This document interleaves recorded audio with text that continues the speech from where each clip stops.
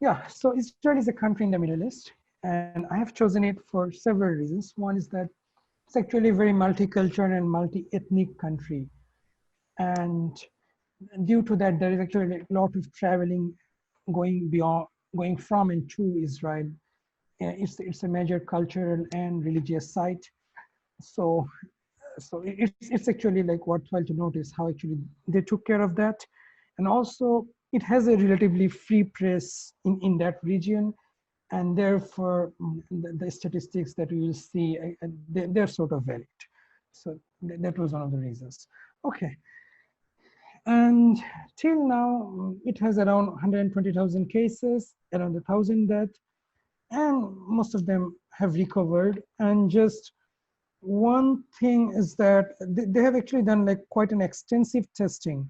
If you consider the population, which is around 9 million, I believe, and then they have done more than around 2.5 million testing. So it's actually quite extensive in terms of testing. I believe I was seeing the rankings. I believe in terms of testing, they're 16th, and especially like considering the population. All the other countries before that, they're quite small island nations and so on. But in terms of testing, they seem to have done very well.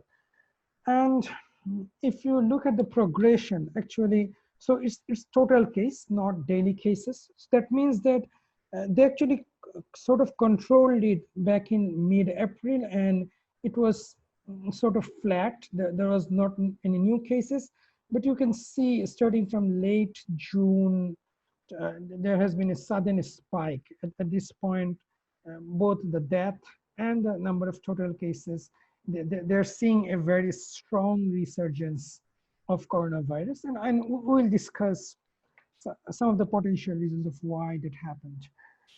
So just a brief timeline. So the first case was on 21 February. The patient was on the Diamond Princess cruise, and she was the first one infected. And there was actually a toy store, which was the initial epicenter. Most of the early cases can be traced back to that particular toy store. And actually, to be honest, they were very proactive in terms of like taking a step. For example, they had the first case, at least the confirmed first case on 21 February, but they suspended flights from China on 30 January, and soon afterwards from many other countries, to be honest, like within like 10 to 15 days from many other countries. And from March 9, they had a mandatory quarantine for 14 days for all people entering Israel. And I believe they barred like non-citizens from entering as well. And from March 12, like all universities and schools were closed across the nation, but they resumed the classes from May 3. We'll come to that. That's actually a crucial point. They resumed the classes. It actually coincides with the resurgence to a large extent. And actually, they declared the state of emergency from March 19, which gave the government like more powers, more sweeping powers to impose much more stricter lockdowns and so on, and control over people's movement. But due to that, actually, they actually flattened the curve quite well. Actually, it's almost, the new cases were almost non-existent for over a month. So they eased the lockdown from May 4, but as you could see, there was a resurgence from mid-June, and they actually reimposed some of those measures from July 6. So that's actually brief timeline.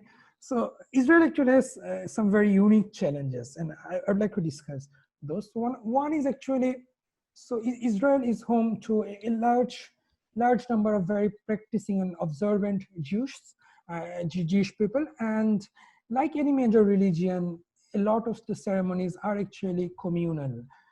You met like with like people in your community quite a few times. There are like lots of communal events, and that's actually very challenging for Israel, because it's a small country, and there are actually very substantial number of population who adhere to these rules.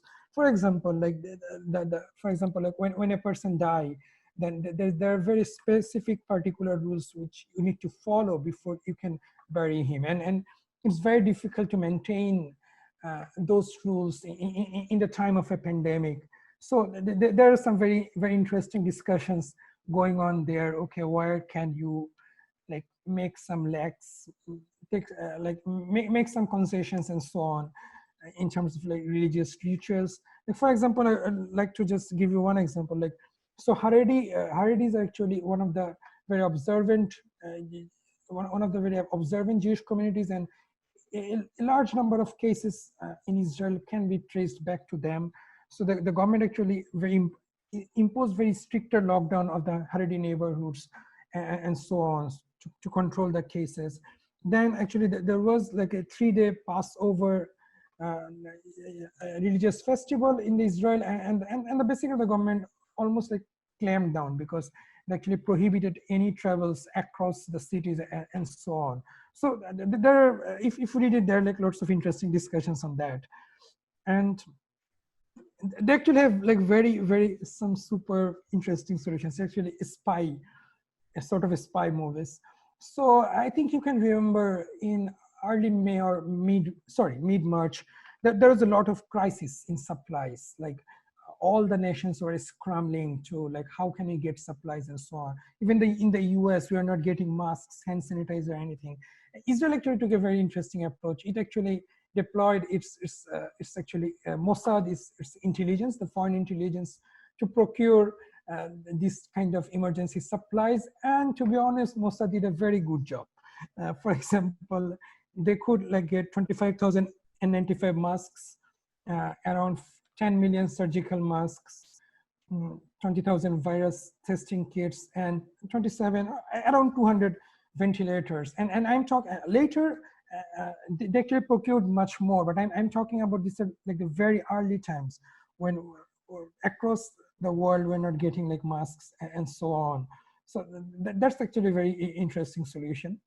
The other step was that they actually heavily deployed tracking with mobile phones. So the way that they do it is voluntary.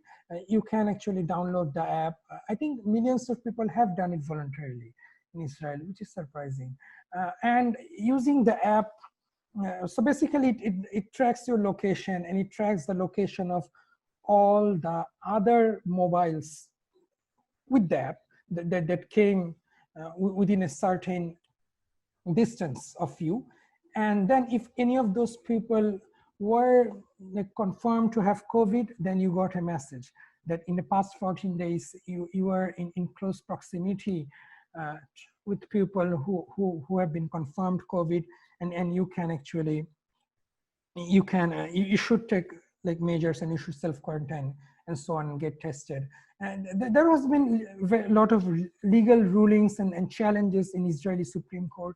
And in the Supreme Court, the government and the intelligence, they showed that lots of people whom they actually like gave the message were later diagnosed with COVID, and the Israeli Supreme Court held that, okay, it's fine, using the app is fine given the circumstances, and so on. You're almost getting out of time, so. Oh, sorry, yeah, sure. Yeah, so just to add, so why the resurgence, what worked and what didn't. So they actually controlled it quite a lot, but after they actually like relaxed the measures, there has been a very resumption in a lot of gatherings, and that's actually said to be one of the main reasons of the resurgence. Testing has been neglected. There has been lots of tests, but sometimes there has not been like enough follow-ups, like the contact tracing, and then tracking the particular people and so on. And third one is also the school opening. Many people think that it was like premature, and it's actually one of the main reasons of the resurgence. And I think 2 days ago, Israel has actually deployed quite a large part of its military across the nation to coordinate the response. And this is the guy in charge. Yeah, so that's about it. Yeah. All right, let's thank Mosifer, Israel, for a presentation. One interesting thing that I want to point out, that in case of Sweden, they didn't turn, the schools are all open and they manage it well. And in case of Israel, they also opened the school, but didn't work really well. So what was the difference? I also don't know, to be honest. They pointed out the same things, like to be honest, I exactly don't know what's the exact reason that the two countries took very different trajectories. But what they said that, like, they for example, they started with like quite a limited class size. Then after a little bit, the entire class size was back, and so on. So people think that, and I saw some of the pictures. The students were sitting by very closely. I don't know. Whether that satisfies any of the like social distancing criteria and so on. Any other questions? Well, I have a question regarding the contact tracing app. So it looks like most of the countries are saying that all of those apps are voluntary. But my question is whether they were actually voluntary, because if you don't use those apps, you deprive yourself from those information that may help you to navigate through different areas. What do you think? Yes, so the reason that they don't impose, because then it becomes very difficult to defend in a country like Israel, where you can take the case to Supreme Court and so on. So I think, but they designed and they gave features such that you will be potentially benefited if you use that app. So there's a lot of, I believe, peer pressure to use it, but they don't like impose that you have to use it and so on. Otherwise, you'll not get it and so on. All right, let's move on to the next country, Brazil.